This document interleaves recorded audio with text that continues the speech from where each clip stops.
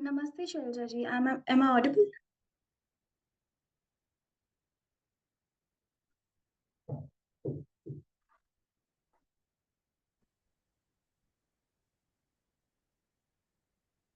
Am I audible? Yes, yes. Hello. Namaste, Shailja ji. Are you comfortable? Shall we begin? Yeah, just a second. Let me increase the volume. Okay, yeah. Yeah, sure. Namaste and welcome to Youth Ki Baat. Before we begin, a special thanks to the Youth of India Foundation for this platform, and Sailesh Bhaiya, the founder of Youth of India Foundation, and Tanishi Somanidi, our amazing director of Youth Ki Baat, for making this conversation possible. Today we have with us someone who wears her intellect and her identity with equal pride. Shailja Sharma ji, known by many as Nerd with a Bindi. Let me take a moment to share a little more about her. Shailja ji is an educational creator passionate about celebrating the rich heritage and culture of Bharat through storytelling and content creation. Hailing from Mathura, Uttar Pradesh, she is a computer science engineer by education and a folk art enthusiast with a deep love for the diverse textiles of Bharat. An ardent public speaker, she had been the district winner at the National Youth Parliament Festival sorry, organized by the Ministry of Youth Affairs and Sports. She has also won national level competition, including the National Essay Writing Competition by the Ministry of Culture and the National Quiz Competition by the Ministry of IT.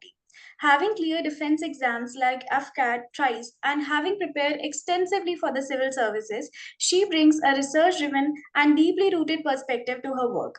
She began her journey as a content creator to make Bharat's cultural wisdom accessible and engaging for all. Thank you for being here with us, Shailja ji. We are so excited to have you. Thank you so much for such a beautiful introduction. Thank you. I want to start with something that instantly sparks curiosity. Your username. You are known as Nerd with a Bindi, a name that is both captivating and distinct. Can you share the inspiration behind this name and in what ways does it represent your current self? Okay, so nerd with a bindi, as you know, is made up of two words, nerd and bindi. Now, to begin with, why nerd? Ever since I was a kid, I have been very curious, very inquisitive, always asking questions, always wanting to learn more. So that is how nerd came into picture.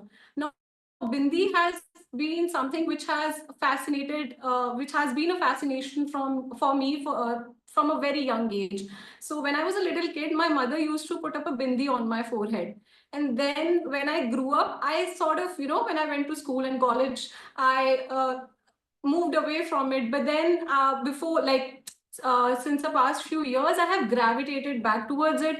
So when I had to decide the username, I wanted it to do something with my current self. And that is how nerd with a bindi came into picture, because my identity felt incomplete without a bindi. Now, how does it reflect my current self is, when I look at the kind of content that I'm coming up with today.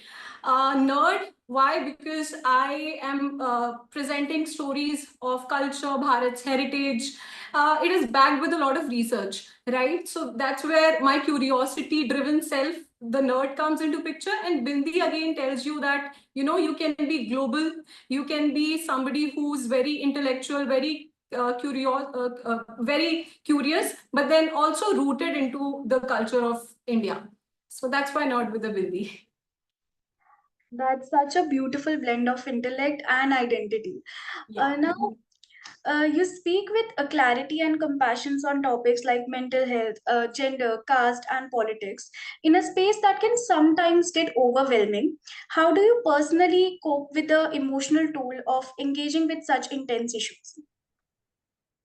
Yeah, so that's a very timely question also. I feel, especially, when we talk about mental health gender, caste. These are the issues which are very sensitive. They shouldn't be sensationalized in any sense.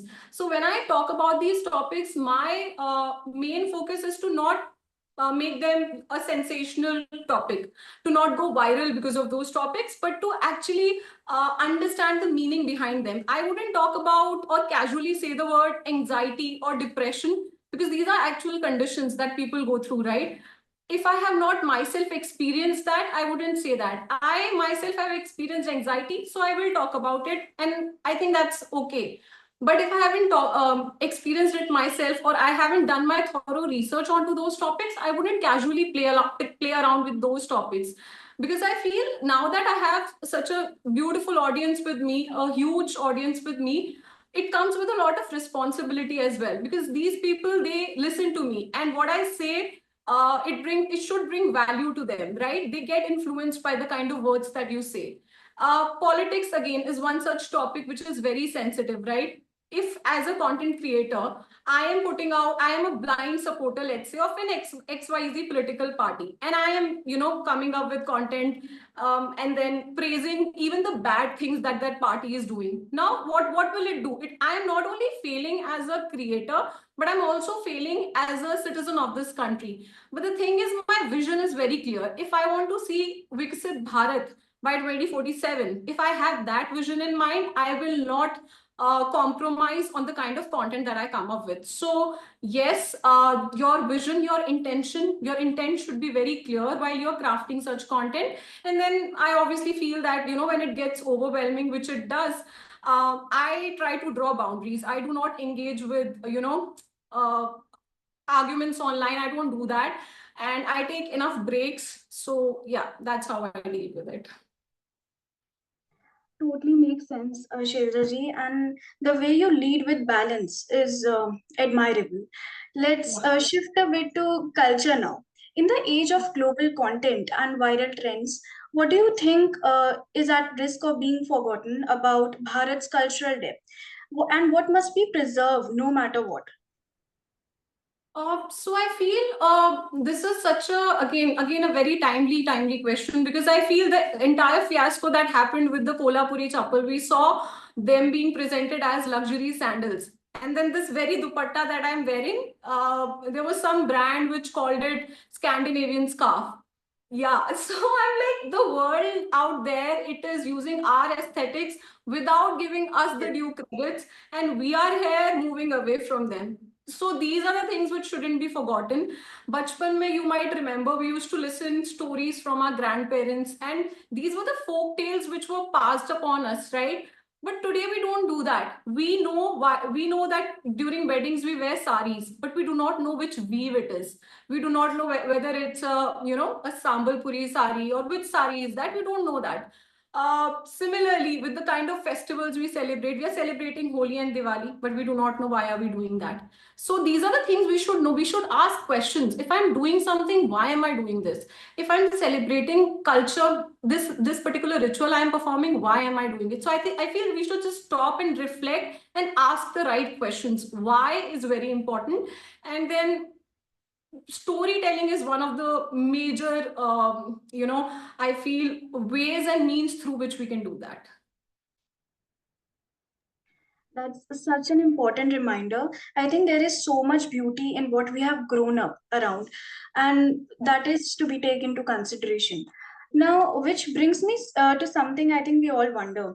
Do you feel like young Indians today are growing more curious about our roots or drifting away from them? And what do you think is shaping that shift? Think both the movements are happening simultaneously. Like, there are people who are moving away from it again, especially in metropolitan. We see people living a very disconnected life. These are the people who, again, they celebrate a lot of festivals, but then they are living, in nuclear families. They're going to English medium schools, and then not knowing about the very deep culture and the meaning of these traditions that we follow. So yes, they are living a very disconnected life. But again, I feel the very fact that we are addressing this question means that we care, right? So there are people who are into culture also. they are just moving ahead with the wave of culture. So again, there's a mix of that. We are at crossroads, but I feel it's extremely important to be very careful with that and very inquisitive and curious about that. And storytelling is one way, digitized storytelling especially, through which we can learn more about it. And then, like I said in the previous question, the answer to that as well, we need to ask the right questions. So that is one thing. I agree. And I think also the way you bring the culture through your videos will indeed help people shifting more towards it. Now, if you could design a new subject for school, one that doesn't exist yet, what would you call it and what would it teach? Oh, that's a very interesting question. So, I feel today a lot of children, they like, obviously, my love for culture, so it has to do something with culture. But then I feel in our culture, everything has a meaning. Even if we are somewhere putting out a people tree out there, it has been told that it's good to put worship a people tree. Why are we doing that? So I feel it will be somewhere bridging culture with compassion, animal welfare, and environmental wellness. So it would be bridging all these things together and then teaching. Something I would share from my personal experience, like I run a series called The Folk Music of Different States of India. While I was like preparing for that video, scripting and researching and everything, I thought people, I don't know if they would connect with it. So it was a very experimental thing. But then when I started creating videos on that very topic, जैसे मैंने उत्तराखंड का video बनाया, people of Uttarakhand were extremely, like, they loved that video. And same with different other states also. So I feel people, they love those videos. People love the idea of that. It's just that with the time they get disconnected from it. So they yeah. But then when they look at those things, they get back to it, they gravitate towards it. So idea would be obviously bridging all of that, but then the root of it will be compassion. Compassion is something that's missing in us. Especially in the world of social media, we see a lot of us, we have a very short attention span, and then we have become very aggressive also. So I feel compassion is something I would teach. That's interesting and very thoughtful, I think. Now, I want to talk about a word that's powerful but still makes many people pause. A lot of young people believe in what feminism stands for, and but they still hesitate to use the word. Why do you think it feels uncomfortable for some, and how do we start making it feel more like something to be proud of? See, feminism, what happens, not just feminism, but there are other words also. But I will obviously stick to the answer here. Feminism is a word which has been misinterpreted, misused to to personal biases. So we tend to misunderstand it also. First of all, the people who misused it, they were the ones who misunderstood it and then misinterpreted it. So now the word, we are very scared to use it. Today, if you would say that I'm a feminist, people would be like, oh, so you hate men. That is not the idea. You are a feminist, so you are very aggressive. That is not the idea. We need to first understand the meaning of feminism. We need to ask the right questions again. What feminism actually means. In a country, if this idea has come into picture, obviously it has got something, we need it, right? Why are there policies that are women centric? Because women have been subjected to a lot of discrimination in the past, right? Feminism is simply equality, right? Not exactly that, but somewhere close to that. It just wants to ask you the right question, that is this fair? If something is happening, if your brother is getting that and you're not, so you would be like, why am I not getting that? Same, if you are giving him the right education, why am I not being provided that education? If he is being given the right opportunity, if my classmate is getting the right opportunity because he's a boy, why am I not getting that right opportunity, right? So is this respectful? Is this right? Is this fair? These are the questions you need to ask. And this is what feminism is. We are nowhere telling you to hate men, or we are nowhere telling you to, be aggressive. So this is why people are also running away from this term. But then again, Like I said, feminism could also be simply a man who's trying to teach his son to cook. That is also feminism, right? We have had women like Savitri Bai Phule in the past who have been ardent, propagators of women's education in India. Who were they? They were also feminist, right? So we need to understand that term again and use it in the right context. So that's what I feel about it. I think the clarity is something what we really need here. Correct. Correct. Absolutely. Speaking of it, do you think strength and softness can coexist, especially in how we lead, speak, and show up in today's world? Yes, I mean, it's somewhere similar to the fact that, do not take my. Some people are very quiet and some are very loud. So people be like, don't take my silence to be my weakness. Don't misunderstand it to be my weakness. Similar thing is with softness. We need to, in fact, have both. We need to be soft, we need to be strong. We cannot be strong without being soft at heart, because we need to be strong about the right things. For example, Lord Krishna, he was very gentle. He was very gentle with all, but then when the time when it was needed, he was very strong also. When he needed to teach a lesson to those people, he was very strong also. Same with Lord Ram. He was a very fierce fighter also, but then he was very compassionate also. He was very soft at heart. Same with Lord Hanuman. So these are the examples. And even, if we would look back in history, modern history, we would look back at our leaders also. They were very soft with us Indians, but they knew how to fight with the Britishers, right? So softness is something which shouldn't be misunderstood or mistook to be weakness. That is what I feel. And both things, they have to coexist. They are not separate. They are just the two sides of the same coin. Truly agree. Now, we often talk about the future, but so much of it is shaped of how we remember the past. How do we make sure our awareness of the past becomes meaningful action in the present? uh could you repeat the question? I did not get it. Yeah. So, as we talk about the future, but so much of it is shaped by how we remember the past. Now, Okay. how do we make sure our awareness of the past becomes meaningful action in the present? So what I feel is everything that has happened in the past should work like a mirror to us, right? For example, we say that history is our mirror, right? So the decisions that we have taken in past, something that has happened in past, and it has not worked out for our forefathers, or in the previous times. So now we know how to make the right decisions on the basis of that. That should be like a learning lesson for us. We should learn from it and then move ahead. So that is why I always say that history is one of the best mirrors to us and also the best teachers to us.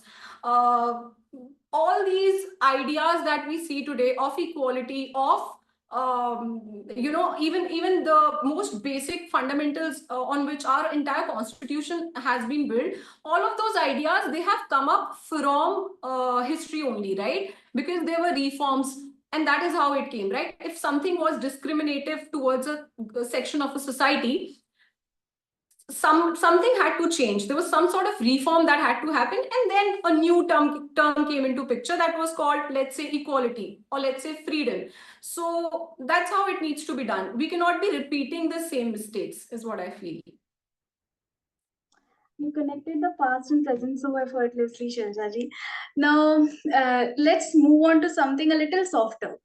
Beyond the thoughtful content you create, what are some things you love doing just for joy? Any hobbies, creative pursuits, or quiet passion that might surprise us? Yeah, so I don't just talk about culture, but I also love to engage into art. I am an ardent art lover. I create Lipan art, I create Madhubani, I create Worli art. So that is what I do. I even thought of coming up with Hastkala by Shell, which will be a completely like entirely art thing, but it hasn't come to life abhi. Lekin I spend time doing art. And then, apart from that, I love chatting with my mom over tea. So that's what I do. She's like my best friend. I spend a lot of time with her. Then I love spending time with animals also. and watching a lot of documentaries. So that's what I do. Um, quite relatable. Like, I think it's those quiet and everyday things that makes the biggest difference sometimes. Exactly, like the little moments, they matter the most. And now, as we are moving to the end of the conversation, if everything you have created online were to disappear, what's the one message you had still want the next generation to hold on? Okay, I'm a firm believer of affirmation, affirmative words. So I wouldn't say that it would happen, but then, I always feel, Hopefully not. yeah, I always feel that the magic is within, like inside of us. If I have built something like that once, I can do that again and I can rise from it. So it will be something to do with like subject that you mentioned, maybe an idea of coming up with that subject or somehow propagating those stories that I talk about. Like today, if I am talking about, let's say, folk music and folk art, I will keep doing that until and unless people really connect, like all of them really connect with it. So that's the goal. To I will just if all of it just goes, also I'll recreate it. That's what I feel. I'll rise from all of that again. One piece of advice that you would like to give to the youth watching this. Start with what you have, start with where you are, just start. When I started creating content, I only had my cell phone, like this phone, that's it, a tripod, and that's it, nothing else. And there was just this will, and everything just gradually made sense. Like I met the right people, I met today I have a beautiful, I don't call them audience, I call them family. Everything happened, but it happened because God saw me working hard for it. God saw that will and intent. Have a pure intention and just follow your passion. There's not going to be another chance for it. So if you really want to do something, go after it and get it. That is such an inspiring answer, Shailja ji, and much needed for the youth, I think. Now, thank you so much for this beautiful and heartfelt conversation. I think the way you bring together culture, compassion, and curiosity is truly rare, and I think deeply needed in today's world. Thank you so much for being here, and I think every youth watching this will be very inspired by this conversation. Thank you so much. Thank you. It was my honor to be here. Thank you.